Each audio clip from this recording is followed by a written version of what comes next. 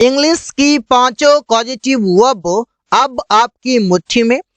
Positive verb get, make, have, let, help होता है, जो अलग अलग तरीके से प्रयोग करते हैं। पॉजिटिव वर्ब के जैसे let, make, get, have, help, ये पांचों का मतलब कोई काम करवाना होता है। मतलब कोई काम खुद नहीं करता बल्कि किसी से कोई काम कराता है। मतलब सब्जेक्ट खुद नहीं करता बल्कि कोई दूसरा व्यक्ति करता है। इसको डिटेल में जानेंगे कि कैसे प्रयोग करते हैं। बहुत ही इजी तरीके से बताऊंगा, बहुत ही इजी कॉन्सेप्ट्स, इजी ट्रिक जो कि बहुत ही इजीली आप समझ पाएंगे। इससे यहाँ पर देखिए सेंटेंसेस कैसे प्रयोग होते हैं। पहला शब्द है गेट, और ये गेट का मतलब है कोई काम करवाना। अब करवाना है तो करवाना के भी टाइप्स हैं, कहीं पर फोर्स करके करवाते हैं, कहीं असाइन करते हैं, कहीं कन्विंस करते हैं, कहीं हेल्प करते हैं, अलग अलग तरीके से। तो गेट का प्रयोग तब करेंगे जब किसी को आप कन्विंस करते हैं, जब आप किसी को बताते हैं, समझाते हैं, मोटिवेट करते हैं, वहां पर। अब इसका स्ट्रक्चर इस प्रकार से होता है, सब्जेक्ट, गेट, ऑब्जेक्ट, इसके बाद टू V1 आ जाएगा, इसके बाद ऑब्जेक्ट होगा। मतलब ये कि गेट के साथ टू आएगा। गेट अगर प्रयोग करेंगे तो टू आएगा, और एक जगह नहीं भी आता है वो भी देखेंगे।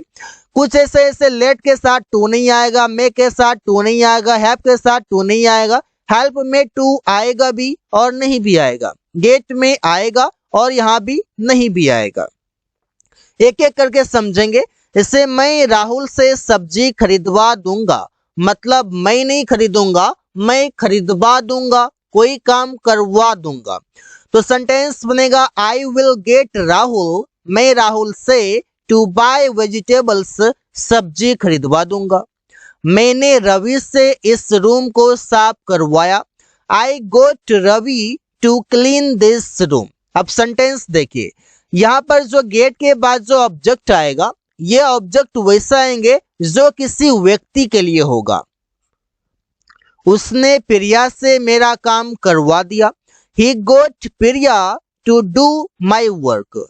मतलब ये व्यक्ति वो होंगे जो सेंटेंस में सब्जेक्ट के रूप में आएगा, मतलब कि वो सेंटेंस में काम करेगा, करवाने वाला पहले और करने वाला गेट के बाद। आकाश उससे काम करवाता है, आकाश गेट्स हिम टू वर्क। तो यहाँ पर आप समझ सकते हैं कि ये गेट का प्रयोग एक्टिव में हुआ है, मतलब एक्टिव टेंस में हुआ है, टेंस में। आप जानते हैं कि इसका प्रयोग पैसिव में कैसे करते हैं। देखिए गेट का मीनिंग चेंज नहीं हुआ, मीनिंग सेम है, कोई काम करवाना और कन्विंस करके ही आप करवाते हैं। यहाँ पर स्ट्रक्चर देखिए ये डिफरेंट है। अगर ये याद रह जाएगा तो सेंटेंस में कभी मिस्टेक नहीं होगा। सब्जेक्ट आएगा गेट, ऑब्जेक्ट V3। अब ये गेट फॉर्म बदल जाएगा इसका। गेट का V1 गेट होता है, गेट का V2 गोट, V3 भी गोट, V4 हो जाएगा गेटिंग और V5 हो जाएगा गेट्स। इस प्रकार से होगा। अब यहाँ पर जो इस ऑब्जेक्ट के बाद जो वर्ब आएगा ये आएगा V3 में, और ये जो ऑब्जेक्ट आएगा यहाँ पर, ये ऑब्जेक्ट आएगा यहाँ पर कोई भी थिंग आएगा, मतलब कोई भी वस्तु आएगा। यहाँ पर कोई पर्सन नहीं आएगा, क्योंकि यहाँ पर पर्सन का नाम नहीं होगा, जो भी काम किया जाएगा उसका नाम होगा। रवि ने कार खरीदवाया, तो कैसे खरीदवाया? कन्विंस करके खरीदवाया, मोटिवेट करके खरीदवाया। तो रवि गोट आ कार बॉट, ये बॉट V3 है। प्रिया ने खाना खिलवाया, प्रिया गोट फूड फेड, ये फेड यहाँ पर V3 है। मैंने एक किताब खरीदवाया, आई गोट अ बुक बॉट, ये बॉट V3 है, जो कन्विंस करके काम करवाया जाता है। अब है यूज ऑफ मेक, और ये मेक का तो इससे मीनिंग बनना होता है या बनाना होता है, लेकिन यहाँ पर है कोई काम करवाना, और ये प्रयोग कर रहे हैं एक्टिव में। अब इसका प्रयोग देखते हैं। सब्जेक्ट मेक ऑब्जेक्ट, और ऑब्जेक्ट के बाद V1 आएगा और फिर यहाँ पर ऑब्जेक्ट आएगा। आप समझे कि मेक का प्रयोग आखिरकार क्यों होता है। इसका प्रयोग होता है फोर्स करके कोई काम करवाना, कि मैं काम कहता हूं कि आप ये काम करो लेकिन आप नहीं करते हो, तो मैं जबरदस्ती आपसे काम करवाऊंगा, तो इस समय प्रयोग करते हैं मेक। जैसे अमन उससे काम करवाता है, तो अमन उससे काम करवाता है मतलब फोर्सफुली काम करवाता है, तो अमन मेक्स हिम वर्क। मेक के बाद जो ऑब्जेक्ट आएगा, ये ऑब्जेक्ट किसी व्यक्ति के लिए आएगा, किसी पर्सन के लिए आएगा। तुम रवि को पिटवाते हो, यू मेक रवि बिट, जबरदस्ती पिटवाते हो, कुछ उल्टा सीधा उसके बारे में झूठ मूठ का बोल देते हो और तुम रवि को पिटवा देते हो। मैं सबको हंसाता हूं, आई मेक एवरीबडी लाफ। अब आई को आप कॉमेडियन समझ लीजिए। कॉमेडियन स्टेज पर बोलता है, जोक बोलता है और लोग हंसते हैं, हंसी पर काबू नहीं पा पाता, जबरदस्ती हंसना पड़ता है। तो कोई काम जब कोई जबरदस्ती करवाता है तो वहां पर आप मेक प्रयोग करते हैं। अब मेक का पैसिव में प्रयोग देखते हैं, वही फोर्सफुली काम कराने के लिए। इसका स्ट्रक्चर होता है subject is am are present में, वॉज वर पास्ट में, और इसके बाद मेड आएगा और मेड के बाद टू वी वन आएगा। मुझे हंसाया गया, कौन हंसाया पता नहीं, I was made to laugh, जबरदस्ती हंसाया गया। उससे एक पत्र लिखवाया जाता है, अब पत्र लिखवाया जाता है मतलब जबरदस्ती लिखवाया जाता है। He is made to write a letter. तो स्ट्रक्चर पर ध्यान दीजिए, सेंटेंसेस में कभी मिस्टेक नहीं होगा। अब है यूज ऑफ लेट। लेट का तो इससे मतलब है कोई काम करने देना, लेकिन आप प्रयोग करते हैं इसका अलाउ के लिए, अनुमति देने के लिए। इसका स्ट्रक्चर बहुत ही सिंपल है, जो कि बहुत ही पॉपुलर है स्पोकन इंग्लिश में। सबसे पहले लेट, इसके बाद ऑब्जेक्ट, इसके बाद वी वन। अब ये ऑब्जेक्ट में कहीं पर नाउन भी आएगा और कहीं पर प्रोनाउन भी आएगा। अगर प्रोनाउन आएगा, प्रोनाउन का ऑब्जेक्टिव केस प्रयोग होगा, इस बातों को ध्यान रखेंगे। जैसे आई होता है सब्जेक्टिव तो मी होता है ऑब्जेक्टिव, यू आएगा, दे आना रहेगा तो देम आ जाएगा, इस प्रकार से सी आना रहेगा तो हर आ जाएगा। इस प्रकार से प्रयोग होगा ऑब्जेक्टिव केस का। उन लोगों को अंग्रेजी बोलने दो, let them speak English. Ravi को पहले खाने दो, लेट रवि ईट फर्स्ट।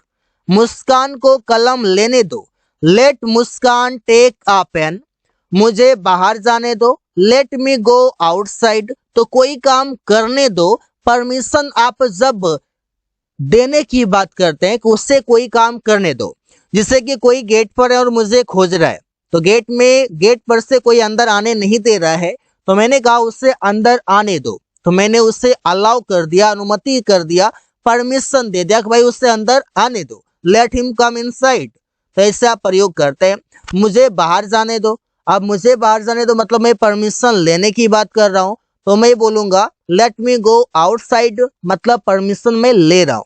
उसे यहाँ बैठने दो, तो मैंने परमिशन दे दिया, उसे यहाँ बैठने दो, अलाउ कर दिया, आदेश दे दिया भाई उसे यहाँ बैठने दो, लेट हिम सिट हियर। तो इससे आप प्रयोग करेंगे। I hope you all are getting this. अब है यूज ऑफ लेट, और लेट का मतलब है करने देता है। इसका प्रयोग हम टेंस में करते हैं, जैसे मेरा भाई उससे यहाँ आने नहीं देता है। My brother doesn't let him come here.